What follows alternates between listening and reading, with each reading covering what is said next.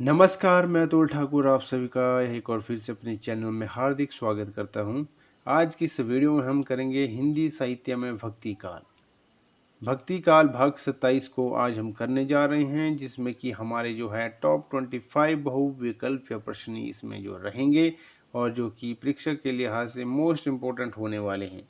यह video LT, TGT, diet, PGT Hindi, UGC, net set Hindi, JRF, NBS, KVS, GIC, GDC, RPS, CTC सभी परीक्षाओं के लिए उपयोगी सिद्ध होगी। तो चलिए आज के इस वीडियो को शुरू करते हैं। हिंदी साहित्य भक्ति काल भाग 27। पहला प्रश्न स्क्रीन पर दिया गया है। प्रश्न है, काग के भाग बड़े सजनी हरी, हाथ सो ले गयो माखन रोटी। इसका विकल्प है, सही उत्तर बताना है। विकल्प दिए गए हैं परमानंद दास, सूरदास, रसखान या फिर नंददास। सही उत्तर बताइए। काग के भाग बड़े सजनी हरी, हाथ सो ले गयो माखन रोटी। इस प्रश्न का सही उत्तर होगा विकल्प नंबर सी, यानी कि रसखान इसका सही उत्तर होगा। अगला प्रश्न है प्रश्न नंबर 2। सूरदास किस संप्रदाय में दीक्षित हुए थे? विकल्प है निम्बार्क संप्रदाय, पुष्टि मार्गी संप्रदाय, रामनंदी संप्रदाय या फिर सखी संप्रदाय। सही उत्तर बताइए, क्या होगा सही उत्तर? सूरदास किस संप्रदाय में दीक्षित हुए थे? तो सही उत्तर है इसका जो है पुष्टि मार्ग संप्रदाय में सूरदास जो है दीक्षित हुए थे। अगला प्रश्न है प्रश्न नंबर 3। प्रश्न नंबर 3 है, महाकवि सूरदास का जन्म स्थान है। विकल्प दिए गए हैं वृंदावन, मथुरा, मगहर या फिर सिही। महाकवि सूरदास का जन्म स्थान है कौन सा है? विकल्प नंबर डी, यानी कि सिही जो है सूरदास का जन्म स्थान है। डी सही उत्तर होगा। अगला प्रश्न है प्रश्न नंबर 4। सखी संप्रदाय के प्रवर्तक थे। वेरी इंपॉर्टेंट क्वेश्चन है। विकल्प हैं रामानंद, स्वामी हरिदास, वल्लभाचार्य या फिर परमानंद दास। सही उत्तर बताइए। सखी संप्रदाय के प्रवर्तक थे। तो सही उत्तर है इसका स्वामी हरिदास। स्वामी हरिदास सखी संप्रदाय के प्रवर्तक थे। अगला प्रश्न है प्रश्न नंबर 5। प्रश्न नंबर 5 है, सूरदास के गुरु का नाम क्या था? वेरी इंपॉर्टेंट क्वेश्चन है। सूरदास के गुरु का क्या नाम था? विकल्प है विष्णु स्वामी, रामानंद, वल्लभाचार्य या फिर विठलनाथ। सही उत्तर क्या होगा? सूरदास के गुरु का नाम क्या था? तो सही उत्तर है वल्लभाचार्य। सूरदास के गुरु का नाम था वल्लभाचार्य। अगला प्रश्न है प्रश्न नंबर 6। सूरदास ने श्रीमद् भागवत में किस स्कंद को आधार बनाया? विकल्प है सप्त स्कंद, पंचम स्कंद, तृतीय स्कंद या फिर दशम स्कंद। सही उत्तर क्या होगा? सूरदास ने श्रीमद् भगवत के किस स्कंद को आधार बनाया? तो सही उत्तर है इसका जो है दशम स्कंद को जो है श्रीमद् भगवत के किस स्कंद को आधार बनाया? दशम स्कंद को जो है आधार बनाया सूरदास ने। अगला प्रश्न है प्रश्न नंबर 7। राधा वल्लभ संप्रदाय का प्रवर्तन किसने किया? विकल्प है हीत हरिवंश ने, मध्वाचार्य ने, गोपीनाथ ने या फिर गोपाल भट्ट ने। राधा वल्लभ संप्रदाय का प्रवर्तन किसने किया? तो सही उत्तर है इसका हीत हरिवंश ने राधा वल्लभ संप्रदाय का प्रवर्तन किया। अगला प्रश्न है प्रश्न नंबर 8। निम्नलिखित में से कौन सी रचना मीरा द्वारा नहीं रची गई है? विकल्प है गीत गोविंद की टीका, राग सोरठ के पद, प्रेम वाटिका या फिर नरसिंह जी का मायरा।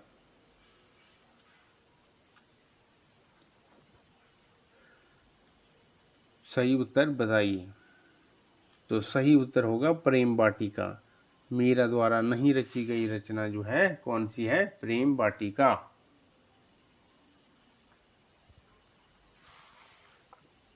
अगला प्रश्न है प्रश्न नंबर 9। निम्नलिखित में से किस ग्रंथ की रचना नंददास ने नहीं की है?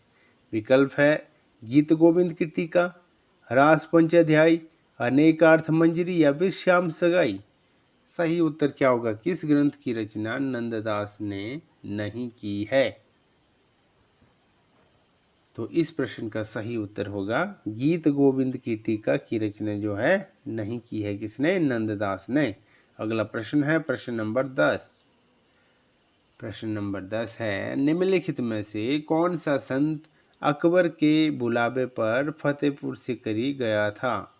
विकल्प है सूरदास, कुंभनदास, नंददास या फिर तुलसीदास। कौन सा संत अकबर के बुलावे पर फतेहपुर सिकरी गया था? तो इसका उत्तर है कुंभनदास जो है फतेहपुर सिकरी गया था। किसके बुलावे पर? अकबर के बुलावे पर। ये इसका सही उत्तर होगा कौन? कुंभनदास। अगला प्रश्न है प्रश्न नंबर 11। कर्म जोग पुनि ज्ञान उपासन सब ही भ्रम फरमायो, इस काव्य पंक्ति के रचनाकार हैं। कौन है इसके रचनाकार? कबीर है, तुलसीदास है, सूरदास है या फिर परमानंद दास है? सही उत्तर बताइए। कर्म जोग पुनि ज्ञान उपासन सब ही भ्रम भरमायो, इस काव्य पंक्ति के रचनाकार है। कौन है? सूरदास इसके रचनाकार है। अगला प्रश्न है प्रश्न नंबर 12। किशनगढ़ के भक्त कवि महाराज सावंत सिंह साहित्य के क्षेत्र में किस नाम से जाने जाते हैं? महाराज सावंत सिंह जो है किस नाम से जाने जाते हैं साहित्य के क्षेत्र में? विकल्प है भक्ति शिरोमणि के नाम से, दासानुदास के नाम से, नागरीदास के नाम से या फिर राठौड़ वंश के नाम से। क्या होगा सही उत्तर इसका? इसका सही उत्तर होगा नागरीदास के नाम से जाने जाते हैं। कौन?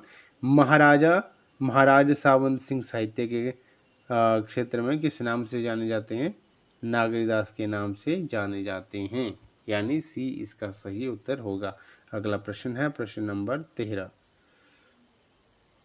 प्रश्न नंबर 13 है, सूर सागर का सबसे मर्मस्पर्शी और वाग्वेद गद्य पूर्ण अंश है कौन सा है? विकल्प है संयोग श्रृंगार वर्णन, बाल वर्णन, प्रकृति वर्णन या फिर भ्रमर गीत।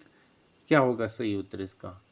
सूरसागर का सबसे मर्मस्पर्शी और वाग्वेद गद्यपूर्ण अंश है। कौन सा अंश है? तो ये है भ्रमर गीत। ये इसका सही उत्तर होगा। अगला प्रश्न है प्रश्न नंबर 14। और सब गढ़िया नंददास जड़िया, उक्ति में नंददास की किस विशेषता की ओर संकेत किया गया है?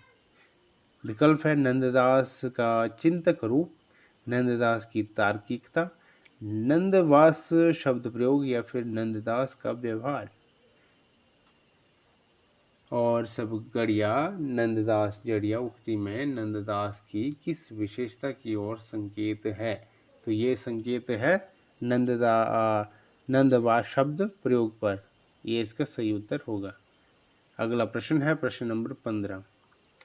काहे को गोपीनाथ कहावत, इस पंक्ति में व्यक्त भाव है। क्या है इस पंक्ति में व्यक्त भाव? विकल्प है क्षोभ, उत्सुकता, समर्पण या फिर उपालभ। सही उत्तर बताइए। काहे को गोपीनाथ कहावत, इस पंक्ति में व्यक्त भाव है। किसका भाव है? तो उपलब्ध का भाव है। ये इसका सही उत्तर होगा। अगला प्रश्न है प्रश्न नंबर 16। प्रश्न नंबर 16 है, भ्रमर गीत सूरसागर के भीतर का एक सार तत्व है। यह कथन किसका है? विकल्प है आचार्य हजारी प्रसाद द्विवेदी, आचार्य नंद दुलारे वाजपेयी, आचार्य रामचंद्र शुक्ल या फिर डॉक्टर नपेंद्र। सही उत्तर बताइए।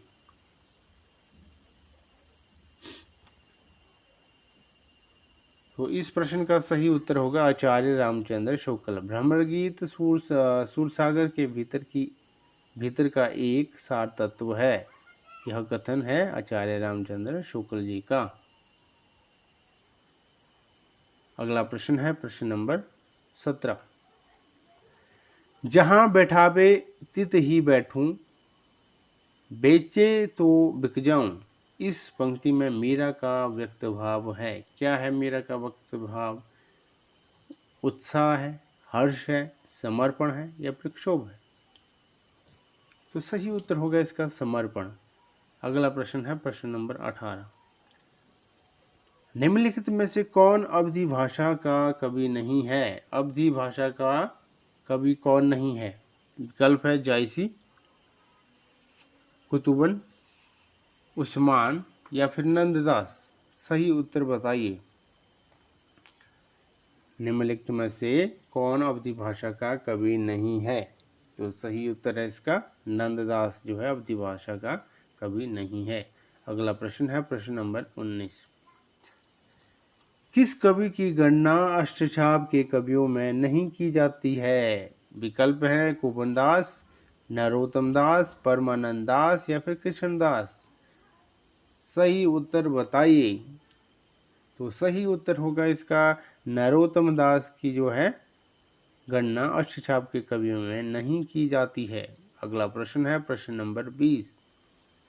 भ्रमर गीत में भ्रमर का प्रतीक कौन है? वेरी इंपॉर्टेंट क्वेश्चन है।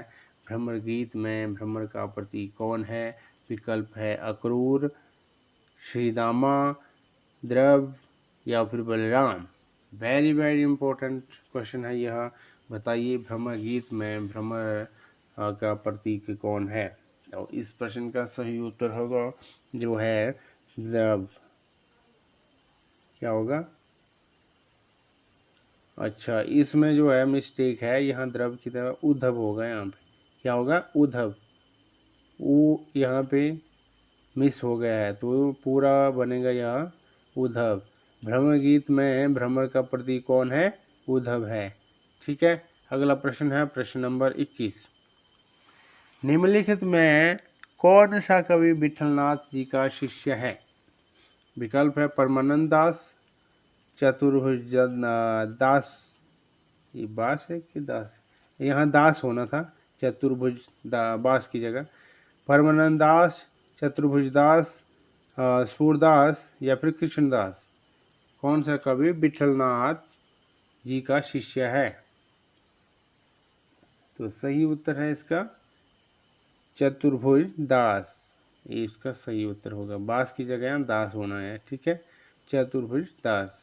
अगला प्रश्न है प्रश्न नंबर 22।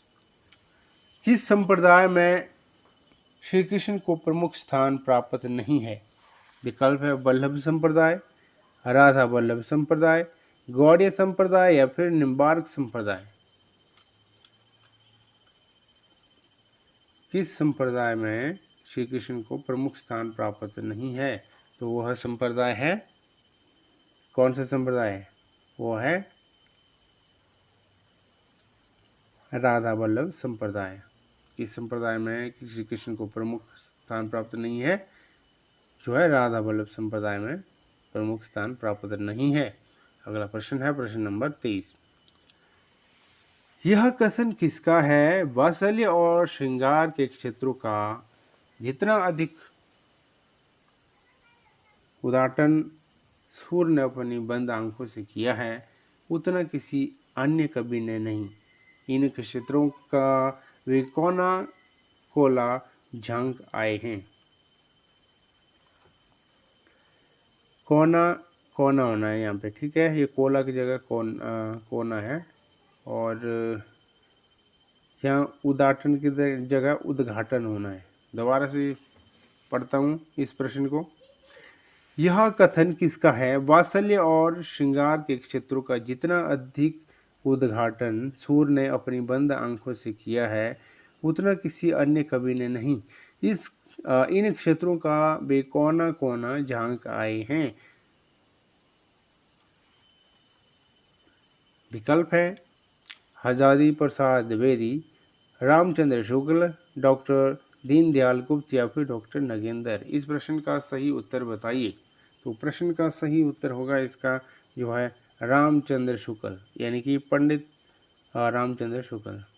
अगला प्रश्न है आज की इस वीडियो का सेकंड लास्ट प्रश्न। शुद्धाद्वैत दर्शन के प्रवर्तक आचार्य का नाम क्या है? विकल्प है शंकराचार्य, निम्बार्काचार्य, मध्वाचार्य या फिर बल्लभाचार्य। सही उत्तर बताएं। शुद्धादेव दर्शन के प्रवर्तक आचार्य का नाम क्या है? तो सही उत्तर होगा इसका जो है बल्लवाचार्य। शुद्धादेव दर्शन के प्रवर्तक आचार्य हैं बल्लवाचार्य। आज की इस वीडियो का अंतिम प्रश्न है, वेरी इंपॉर्टेंट क्वेश्चन है।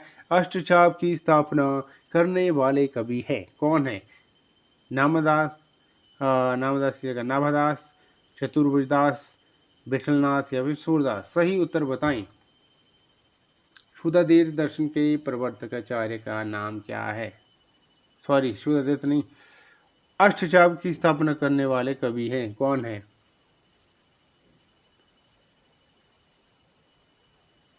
तो सही उत्तर होगा इसका जो है विठलनाथ। विठलनाथ ने जो है अष्टचाप की स्थापना की थी। अष्टचाप की स्थापना करने वाले कवि कौन है? विठलनाथ। तो आज की इस वीडियो में हमने जो है टॉप 25 प्रश्न किए, जो कि हमारा था हिंदी साहित्य में भक्ति काल भाग 27।